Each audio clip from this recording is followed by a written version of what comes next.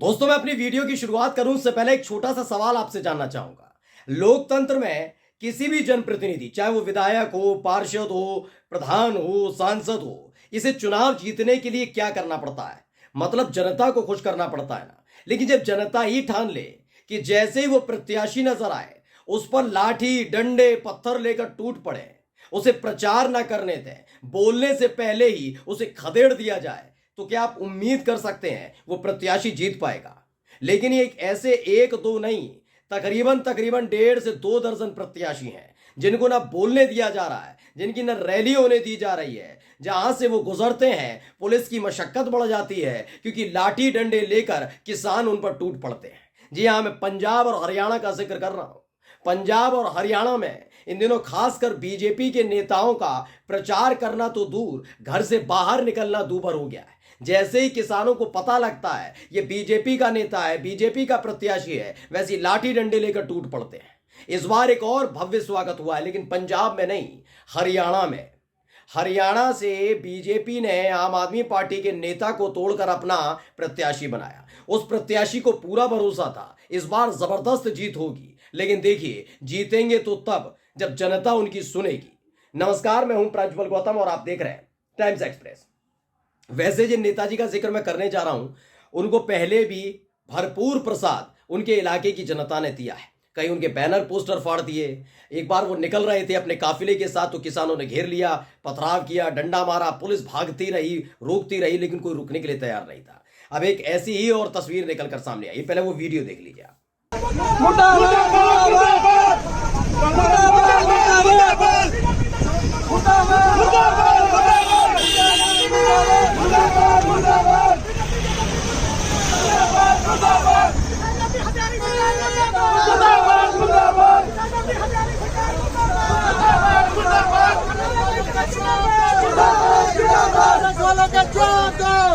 तो रमनदीप सिंह है मान, उन्होंने इसे ट्वीट किया। आज फिर सिरसा में किसानों ने बीजेपी के लोकसभा प्रत्याशी अशोक तंवर और रंजीत चौटाला का जोरदार स्वागत किया। हंसते हुए इन्होंने इमोजी भी डाली है। ये बीजेपी की गाड़ी निकलते हुए देख रहे होंगे, बीजेपी के झंडे लगे हुए हैं, वहां तमाम किसान पहुंचे। इस दौरान गाड़ी निकल रही थी, उसके खिलाफ नारेबाजी हो रही थी। बहुत देर तक तो ये सब चीजें चलती रही, क्योंकि एक एक जो गाड़ी निकल रही थी वो बीजेपी की गाड़ी निकल रही थी, इसलिए किसान उनसे नाराज नहीं थे। खास इनका टारगेट है। ये क्या करते हैं किसानों का मतलब ये नहीं कि हर एक गाड़ी वाले, उनको मालूम है जो गाड़ियां वहां पर चल रही हैं ना, वो वहां के टैक्सी ड्राइवर की गाड़ियां हैं, वहीं के रहने वाले लोग हैं, तो उन पर अपना गुस्सा निकाल के क्या करेंगे? हरियाणा वाले हरियाणा वालों पर गुस्सा निकाल कर क्या करेंगे? उनकी नाराजगी तो पार्टी से है ना, तो पार्टी के प्रत्याशी को ढूंढ रहे थे। इसी बीच पता लगा एक गाड़ी में नेताजी सवार है, वैसे ही उस गाड़ी को घेरने की कोशिश की। पुलिस वालों ने समझाया लेकिन नहीं माने। अब ये पूरी वीडियो आप देखिएगा।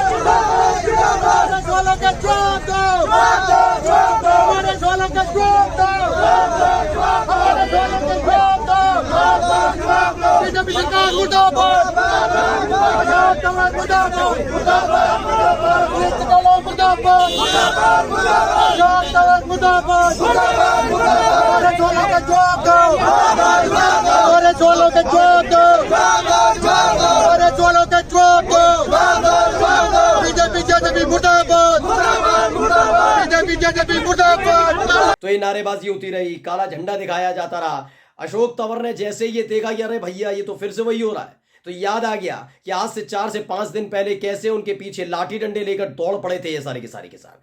बहुत तेज रफ्तार से गाड़ी लेकर निकलवाने की कोशिश की गई। अंदर ही अंदर गाड़ी में बैठकर अपने ड्राइवर से कहा होगा किसी भी कीमत पर लॉक ना खुल जाए, शीशा ना उतर जाए, गाड़ी जितनी तेज हो भैया निकाल के ले चलो, यहां मत रुकना। अब सोचिए हालत क्या है। इन तमाम तस्वीरों को देखकर आप आकलन लगा सकते हैं कि ये बीजेपी के प्रत्याशी चुनाव जीतेंगे। मैं ये नहीं कह रहा जीतेंगे नहीं जीतेंगे, मैं आपसे पूछ रहा हूं इसीलिए क्योंकि ये इस तरह की तस्वीरें निकलकर आना, सामने आना, और यही लोग जो विरोध कर रहे हैं इन्हें ही कल वोट डालना है, इन्हीं लोगों को वोट कास्ट करना है। अब किस प्रत्याशी के लिए करेंगे खुद ही सोच लीजिए। ये हालात पैदा है। पुलिस वाले अलग परेशान हैं कि हम चुनावों में ड्यूटी बजाएं या नेताजी की सेफ्टी करें। ये खुद परेशान है कि भाई ऐसे ऐसे काम करे ही क्यों कि आपको जनता तोड़ा ले। या तो है ही है पंजाब में क्या हो रहा है, परिणीति कौर, हंसराज हंस, एक एक प्रत्याशी को लताड़ा जा रहा है, खदेड़ा जा रहा है, लाठी डंडे लेकर टूट पड़ते हैं। वहां बीजेपी के नेता आपस में माइक दे मारा खेल रहे हैं, कोई कुर्सी फेंक रहा है, कोई टेबल फेंक रहा है, यही सब सारी चीजें हो रही हैं। पंजाब में अलग से बवाल चल रहा है, मतलब बीजेपी का मतलब कमल का फूल जहां दिख जाए वहीं किसान टूट पड़ते हैं, छोड़ किसी को नहीं रहे, चाहे कितना ही दिग्गज नेता हो। सोचिए हंसराज हंस का एक वजूद है, पार्टी से अलग कम से कम सिंगर है, जानते हैं लोग उन्हें, उनका सम्मान किया करते थे। लेकिन जब से वो बीजेपी में जीते और उसके बाद किसान आंदोलन हुआ और चुप्पी साध कर बैठे, तब से उनका भव्य स्वागत हो रहा है। यहां पर अशोक तंवर को कोई नहीं छोड़ रहा। अब अशोक तंवर खुद सोच रहे होंगे यार ये तो गलती हो गई, आम आदमी पार्टी में ही रहता तो बढ़िया था। बीजेपी यानी कमल का फूल थामने के बाद हालत ये हो गई है कि प्रचार करना छोड़ो, रैली करना छोड़ो, रोड शो करना छोड़ो, घर से निकलना मुश्किल हो गया है। एक और बयान मैं आपको सुनाने जा रहा हूं, पहले वो सुन लीजिए। वाहिगुरू जी का खालसा वाहिगुरू जी की फतेह। मैं जोन प्रधान बाबा मस्तਨੂਰ ਸਿੰਘ ਸੁਲਤਾਨੀ ਜੋ 13 ਫਰਵਰੀ ਤੋਂ ਲੈ ਕੇ ਜੋ ਦੋ ਫੋਰਮਾਂ ਵੱਲੋਂ ਜੋ ਧਰਨਾ ਚੱਲ ਰਿਹਾ ਸੰਭੂ ਬਾਰਡਰ ਦੇ ਉੱਤੇ, ਜਿਹੜਾ ਹਰਿਆਣੇ ਦੀ ਸਰਕਾਰ ਤੇ ਕੇਂਦਰ ਦੀ ਸਰਕਾਰ ਮੋਦੀ ਸਰਕਾਰ ਨੇ ਜਿਹੜਾ ਜੋ ਉੱਥੇ ਤਸ਼ੱਦਦ ਕੀਤਾ ਤੇ ਸਾਡਾ ਜਿਹੜਾ ਸ਼ਹੀਦ ਸੁਭਕਰਨ ਜਿਹਨੂੰ ਖਨੌਰੀ ਬਾਰਡਰ ਦੇ ਉੱਤੇ ਗੋਲੀਆਂ ਨਾਲ ਜਿਹੜਾ ਸ਼ਹੀਦ ਕੀਤਾ ਗਿਆ, ਉਹਦੇ ਸਬੰਧ ਦੇ ਵਿੱਚ ਜੋ ਦੋਵਾਂ ਫੋਰਮਾਂ ਦਾ ਜੋ ਫੈਸਲਾ ਕਿ ਅਸੀਂ ਜਿਹੜਾ ਕੇਂਦਰ ਦੀ ਬੀਜੇਪੀ ਸਰਕਾਰ ਆ, ਜਦੋਂ ਉਹਨਾਂ ਨੇ ਪਿੰਡਾਂ ਦੇ ਵਿੱਚ ਵੋਟਾਂ ਮੰਗਣ ਜਿਹੜਾ ਆਉਣਾ, ਉਹ ਜਿਹੜੇ ਅਸੀਂ ਆਹ ਵੇਖ ਸਕਦੇ ਤੁਸੀਂ ਵੀ ਆਪਾਂ ਵੀ ਸਾਡਾ ਕੀ ਕਸੂਰ ਆ, ਤੇ ਆਓ ਜਿਹੜੀਆਂ 12 ਮੰਗਾਂ ਨੇ, ਤੇ ਅਸੀਂ ਜਿਹੜਾ ਦਿੱਲੀ ਕਿਉਂ ਨਹੀਂ ਜਾ ਸਕਦੇ, ਤੇ ਜੇ ਅਸੀਂ ਦਿੱਲੀ ਨਹੀਂ ਜਾ ਸਕਦੇ ਤੇ ਤੁਸੀਂ ਸਾਡੇ ਪਿੰਡਾਂ ਦੇ ਵਿੱਚ ਕੀ ਲੈਣ ਆਉਂਦੇ ਹੋ। ਸੋ ਉਹਦੇ ਵਿਰੋਧ ਦੇ ਵਿੱਚ ਜਿਹੜਾ ਅਸੀਂ ਆਪਣਾ ਵਿਰੋਧ ਸ਼ਾਂਤਮਈ ਤਰੀਕੇ ਦੇ ਨਾਲ ਜਿਹੜਾ ਕਰਨਾ।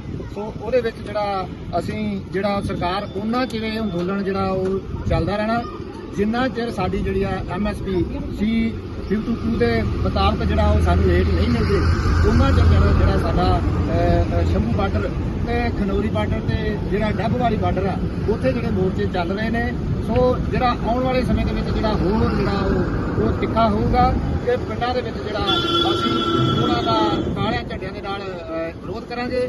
ਵਿਰੋਧ ਕਰਕੇ ਤੇ ਆਪਾਂ ਉਹਨਾਂ ਨੂੰ ਜਿਹੜੇ ਆਪਣੇ ਸਵਾਲ ਨੇ, ਜਿਹੜੀਆਂ ਸਾਡੀਆਂ ਮੰਗਾਂ ਨੇ, ਉਹਨਾਂ ਨੂੰ ਸਵਾਲਾਂ ਦੇ ਰੂਪ ਦੇ ਵਿੱਚ ਉਹਨਾਂ ਨੂੰ ਜਿਹੜਾ ਪੁੱਛਾਂਗੇ ਤੇ ਪੁੱਛ ਕੇ ਉਹਨਾਂ ਨੂੰ ਹੱਲ ਕਰਾਉਣ ਵਾਲੇ ਪਾਸੇ ਜੇ ਤੁਸੀਂ ਹੱਲ ਕਰਦੇ ਹੋ ਤੇ ਫਿਰ ਸਾਡੇ ਪਿੰਡਾਂ 'ਚ ਵੜਿਓ, ਨਹੀਂ ਤੇ ਆਪਾਂ ਪਿੰਡਾਂ ਦੇ ਵਿੱਚ ਜਿਹੜਾ ਨਹੀਂ ਬਣ ਦੇਣਾ। ਸੋ ਇੰਨੀਆਂ ਬੇਨਤੀਆਂ ਨਾਲੇ ਵਾਹਿਗੁਰੂ ਜੀ ਕਾ ਖਾਲਸਾ वाहिगुरू जी की फतेह। तो ये पंजाब के किसान हैं, इनका ये बयान है।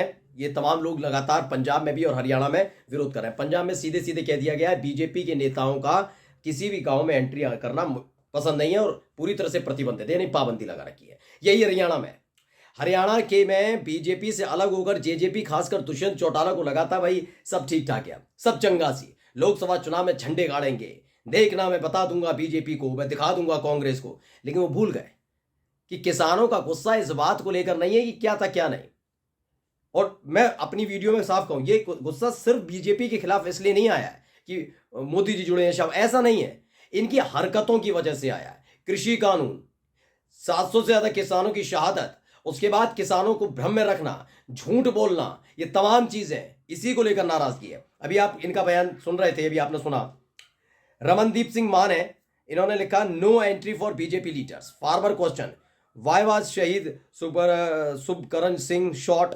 MSP की बात कह रहे हैं, जो किसानों पर झूठे केस हैं उनकी बात कही जा रही है। लखीमपुर खीरी, जिनमें गृह राज्य मंत्री, इस देश के गृह राज्य मंत्री शाह बाबू के जूनियर के लड़के ने थार चढ़ा दी थी किसानों पर।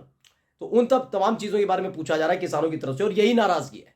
मैंने कहा ना, जेजेपी को लग रहा था दुष्यंत चौटाला को पार्टी से जैसे ही NDA से बाहर आएंगे वैसे ही खेल हो जाएगा भाई, वैसे ही किसान गले लगा लेंगे, वाह वाह बीजेपी को आपने चकमा दिया, हम आपका स्वागत करते। लेकिन वहां पर भी उनका जोरदार स्वागत हो रहा, छोड़ ही नहीं रहे। क्योंकि जब सरकार में थे तो प्रदर्शन के दौरान यही बयान निकल कर आया था जेजेपी की तरफ से, ये किसान आंदोलन एक तरह की बीमारी होती है, ये आंदोलन बीमारी है। इसको लेकर किसान नाराज थे कि अपनी आवाज उठाना भी इस दौर में इतना खराब हो गया, गलत हो गया है। तो जो आंदोलनकारी हैं उन्हें खालिस्तानी, उन्हें पाकिस्तानी, ISI से फंडेड तमाम चीजें कही जाती हैं, उग्रवादी कह दिया जाता है, और आंदोलन को आप बीमारी बता रहे हैं। तो ये तमाम चीजें हो क्यों नहीं है? और ये हालात हर जगह बने हुए हैं। मतलब 2 राज्यों को तो मैं दिखा ही रहा हूं, मैंने राजस्थान में दिखा दिया था आपको एक दिन पहले, कैसे वहां के मुख्यमंत्री खुद प्रचार करने जाते हैं, भगवान की कसम देनी पड़ रही है। वहां के मुख्यमंत्री जाते हैं, किराए पर लोग बुलाने पड़ रहे हैं कि आपको 300-400 रुपए मिलेंगे, आ जाइए। वहां बिहार में देखिए चिराग पासवान और सम्राट चौधरी प्रचार करने पहुंचते हैं, भीड़ नजर नहीं आती। यानी मैं कुल मिलाकर बताऊं, ये 400 पार का सपना अच्छा है, देखना भी चाहिए, हर पार्टी को देखना चाहिए, मैं बीजेपी के लिए नहीं, लेकिन इसे पूरा करने की एक रोड मैप तो होना चाहिए। और इतने भारी विरोध के बाद अगर चुनाव जीत लिया जाता है, अगर वाकई इतनी सीटें आती हैं, तो सवाल उठना तो लाजमी होगा कि इतना भारी विरोध हो रहा है, लगातार विरोध प्रदर्शन हो रहे हैं, फिर भी कैसे जीता गया चुनाव। यह सवाल तब भी उठा था, याद करिएगा, लखीमपुर खीरी में जब कांड हुआ था, उसके फौरन बाद विधानसभा के चुनाव हुए थे उत्तर प्रदेश के, और लखीमपुर में खीरी में बीजेपी के प्रत्याशियों की जीत हुई थी। तब भी सवाल उठा था, यह हो कैसे गया। आप नाराज चल रहे हैं लगातार एक पार्टी से, एक नेता से, और उसके बाद वही पार्टी वही नेता जीत जाए, तो आपको लगेगा नहीं कि हमने तो वोट नहीं दिया था, ये कैसे हुआ। अब आने वाला दिन बताएगा इनका ये जो विरोध प्रदर्शन हो रहा है, ये जमीन पर, धरातल पर कितना उतरते हैं। ये लगातार विरोध तो हो रहा ही है ना, बीजेपी जेजेपी के नेता हरियाणा के किसी गांव बस्ती में नहीं जा सकते, और इधर देखिए, इधर दूसरी तरफ पंजाब में जहां मिल रहे हैं वहीं धर कर कूट दिए जाते हैं। नमस्कार।